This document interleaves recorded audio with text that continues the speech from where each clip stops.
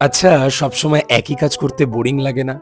সেই সকালবেলা ঘুম থেকে ওঠো, খাও-দাও অফিস যাও, আর অফিস থেকে আসো, খাও-দাও ঘুমিয়ে পড়ো। এই একই রুটিনের মধ্যে আটকে আছে আমাদের মতন সকল চাকরিজীবী মানুষরা। কিছু করতে মন চায়, কিন্তু অফিসের প্রেশার এখন ঘরের দোরগোড়ায়। বিশেষ করে কোভিডের পর থেকে মানুষ অনলাইনটাকে এত হারে বাড়িয়েছে, অফিসের কাজ শেষ করেও কাজ এখন বাড়িতে এসে দাঁড়িয়েছে। কোম্পানিগুলো মাঝে মাঝে এমনভাবে মিটিংয়ের ডাক দেয় যেরকম কোনো রাজনৈতিক দল ব্রিগেডের ডাক দেয়।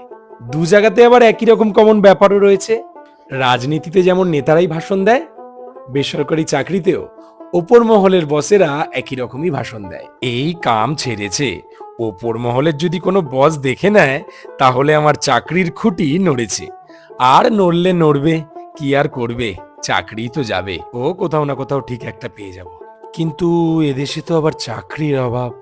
দূর, ওসব বাদ দাও। কি সুন্দর চা।